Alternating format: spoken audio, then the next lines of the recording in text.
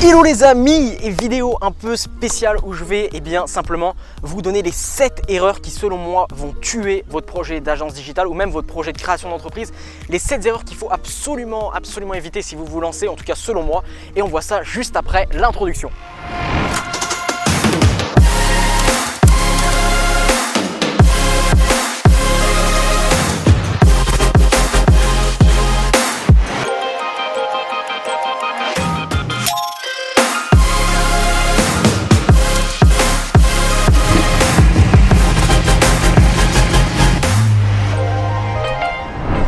Première erreur qui tuera ou en tout cas qui ralentissera votre réussite et votre développement pour votre agence ou même votre entreprise, c'est de se concentrer finalement sur des tâches qui ne rapportent pas directement de l'argent. Et comme dit justement mon directeur commercial, salut Manu, l'argent est le roi, cash is king. Vous devez absolument, en tout cas quand vous vous lancez, aller chercher un maximum d'argent puisque c'est ça qui va faire vivre votre entreprise. Donc je vois énormément de personnes qui passent énormément de temps sur les sites internet, sur des cartes de visite, tout ça. Et pour info, juste je fais petit parler avec moi, nous on a créé notre site internet il y a de ça 3 semaines, donc ça fait quasi un an qu'on a notre agence, on n'avait même pas de site internet et ça ne nous a pas empêché de faire plus d'1 million d'euros de chiffre d'affaires. Donc vraiment concentrez-vous sur des actions qui vont vous rapporter de l'argent. Où est l'argent dans les entreprises? Donc prenez votre téléphone, prenez vos chaussures et allez voir les entreprises, allez prospecter. Si vous vous lancez, il faut que vous passiez entre 60% et 80% de votre temps à aller prospecter. Donc allez voir les entreprises, allez leur proposer vos services et concentrez-vous sur des actions qui vont vous rapporter de l'argent. La deuxième erreur que vous pourriez faire si vous n'écoutez pas correctement cette vidéo, c'est de partir avec des préjugés sur vos clients. Et ça, je l'ai fait énormément au début, c'est pour ça que je vous fais cette vidéo, c'est pour vous dire justement qu'il ne faut pas avoir de préjugés sur vos clients. Au début, moi je me disais, ah ouais, mais cette entreprise, elle va pas avoir l'argent. Ou alors cette entreprise, elle va jamais vouloir que je lui gère ses réseaux sociaux, elle va jamais vouloir me confier des services parce que déjà je suis jeune, parce que j'ai pas d'expérience, parce que j'ai pas d'argent, tout ça. Donc arrêtez, en tout cas n'ayez pas de préjugés quand vous allez voir des clients.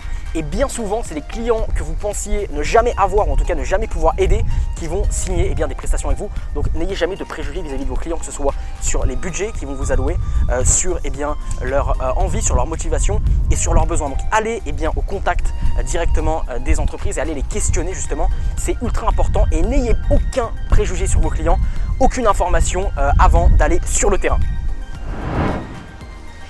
La troisième erreur que vous pourriez faire, c'est d'avoir des préjugés sur vous, donc non pas sur vos clients mais sur vous-même, de vous dire peut-être que vous n'êtes pas légitime, peut-être que vous n'avez pas assez d'expérience, peut-être que vous n'avez pas assez de connaissances pour aller proposer vos services. Et selon moi, c'est une grosse erreur.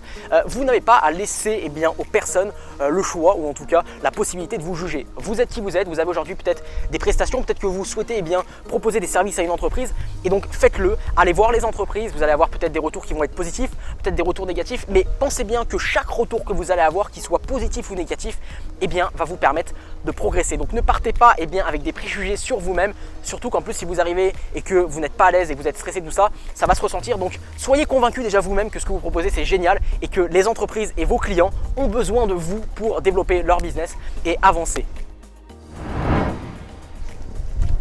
La quatrième clé qui va vous freiner dans le développement de votre agence, c'est de vous poser la question « et si ?» Et si mon client il n'est pas content? Et si j'arrive pas à faire ça? Et si ma campagne que je vais lancer fonctionne pas? Et si mon client dit que c'est trop cher? Et si? Et comme on dit, avec les si, on refait un monde. Et aujourd'hui, on a un programme justement d'accompagnement où on suit justement des entrepreneurs qui créent leur agence digitale. Et il y a beaucoup de personnes dans le groupe qui me disent « Ah ouais Manu, c'est cool ce que tu dis, mais si jamais il fait ça, si jamais il dit ça, si. » Donc arrêtez avec les si, allez sur le terrain, allez tester les choses et vous allez vous rendre compte que finalement, les choses vont découler petit à petit et on ne peut pas savoir ce qui va se passer. Donc passez à l'action, allez sur le terrain, allez voir vos clients, signez vos premiers contrats, commencez à délivrer vos prestations. Et une fois que justement vos prestations tourneront, une fois que vous aurez vos premiers clients, à ce moment-là, on pourra parler justement de toutes les possibilités qui peuvent arriver. Donc ne vous concentrez pas sur des éventuels problèmes, déjà concentrez-vous sur l'action et commencez dès maintenant à avancer sur votre projet. La septième erreur, c'est d'essayer de signer un contrat coûte que coûte. Et quand vous allez mettre énormément d'énergie et surtout de temps à essayer forcément de signer un contrat coûte que coûte, ça va se sentir et votre client va bien comprendre finalement que vous êtes en position de faiblesse. Puisque si une personne s'attarde et met vraiment de l'énergie à essayer de signer un contrat, ça va se sentir. Donc voilà, si vous voyez qu'il y a une entreprise qui n'est pas intéressée par vos services, passez de côté. Aujourd'hui, on a presque 3 millions d'entreprises en France, donc Je veux dire, il y a des entreprises autour de vous, donc c'est pas ce qui manque. Donc voilà, essayez pas forcément de signer un contrat coûte que coûte. Et bien souvent, on va avoir également des clients qui vont abuser également de ça et de se dire finalement, vu qu'il veut absolument signer avec moi, je vais négocier le prix à fond, je vais lui demander énormément de choses, je vais l'appeler tous les soirs, etc. Et j'avais justement partagé, moi, quand je me suis lancé, une petite histoire là-dessus. C'est qu'en fait, mon premier client que j'ai eu, c'était un client ultra chiant. Désolé pour le terme, mais c'était vrai. Il m'appelait tous les soirs, il me disait Manu, il n'arrêtait pas de renégocier mes prix et finalement, je passais plus de temps et plus d'énergie à ce client-là et j'arrivais même pas le temps finalement de profiter de ce que je faisais et j'étais absolument pas payé finalement à la véritable valeur de ce que je délivrais. Donc c'est vraiment super important. Le 8e point où il faut faire super attention, finalement c'est un peu lié au 7e, c'est de ne pas devenir finalement un esclave de votre entreprise. Aujourd'hui, si vous avez choisi de créer votre entreprise, si vous avez déjà peut-être une entreprise, finalement c'est pour pouvoir être libre, pour pouvoir faire ce que vous voulez quand vous voulez, avec qui vous voulez et pour pouvoir mener un projet à bien. Donc attention de ne pas devenir un esclave de votre entreprise.